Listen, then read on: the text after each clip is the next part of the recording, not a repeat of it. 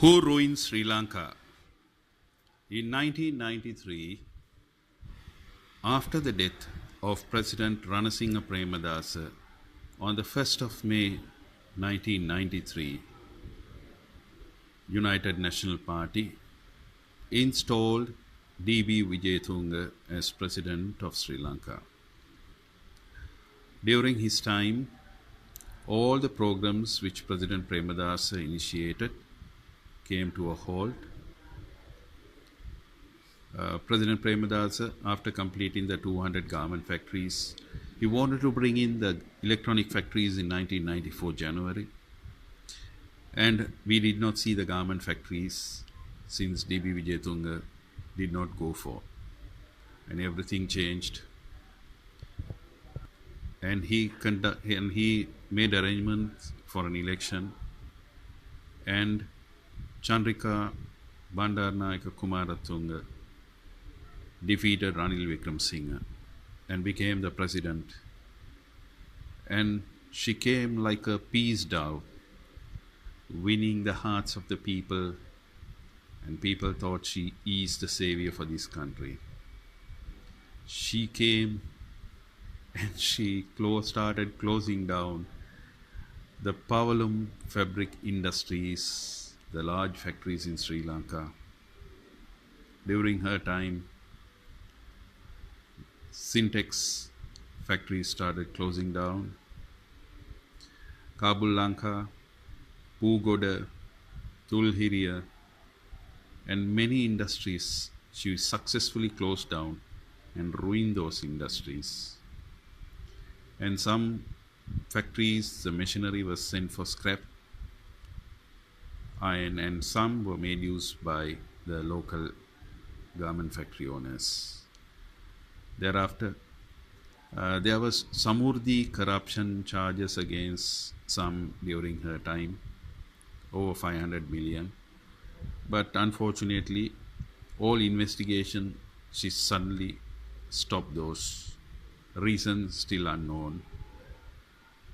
And then in 2005, after the tsunami, there were more corruptions again, those were not investigated. And with the election, President Mahinda Rajapaksa becomes the president. Mahinda Rajapaksa, soon after becoming president, he started working on and started selling the state-owned enterprises and started the road projects in Sri Lanka, accelerated development programs which on the long term ruined the future of all the younger generation. He went on building the Mattala airport, the Hambantota port, then the highways, without knowing the ecological impacts on many areas. And Sri Lanka became a victim to the debt trap. And it will be a curse for the people for another 20, 30, 40 years. And after all these crises in 2015, he lost to Maithripala Sirisena.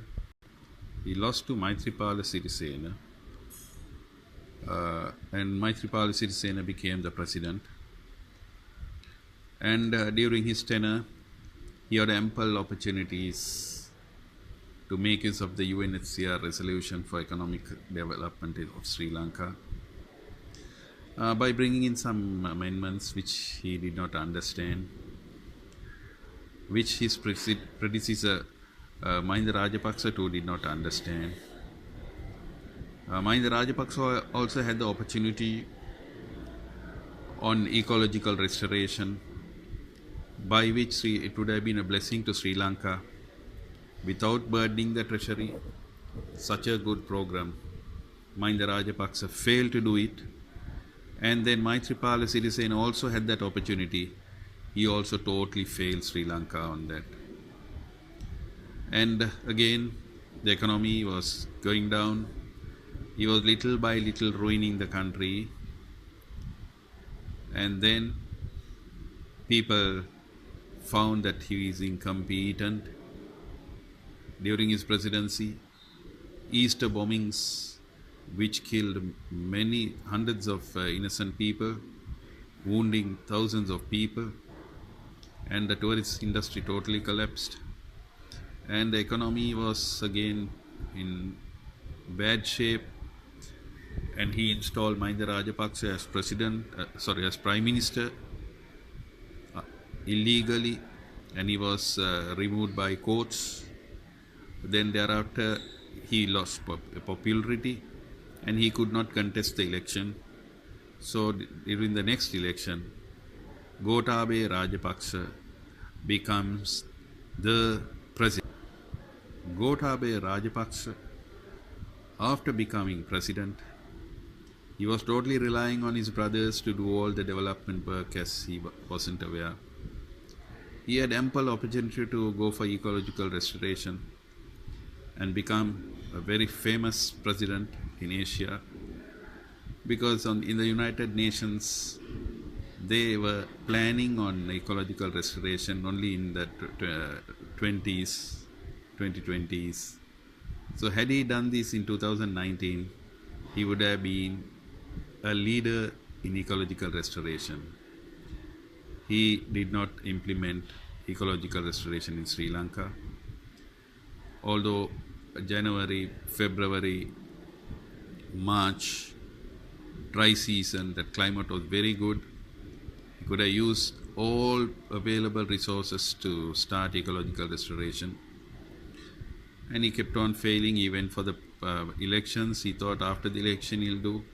He got the general election done, and he got a big mandate, and he had a very strong government, and he did not know how to work. And the country started sliding very badly. All the dollars, forex from this country started vanishing. And then he could not even bring in food stuff into the country. And then the people got disappointed with him, and the citizen came to the street and unseated him in 2022. After unseating him, Wickremesinghe enters parliament as prime minister. Then he becomes the president, and in that 2 years he tried to do something, but again the debt started increasing. Almost about nearly 10 billion he had to take debts, borrow to run the country. And then in 2024, Androkumara Disanayake contested, and the first time a small party won the election, and he became the president of Sri Lanka. Androkumara Disanayake becomes the president, the minority president, and quickly he dissolved parliament and went for snap elections, and with 3 cabinet members he is running this interim period.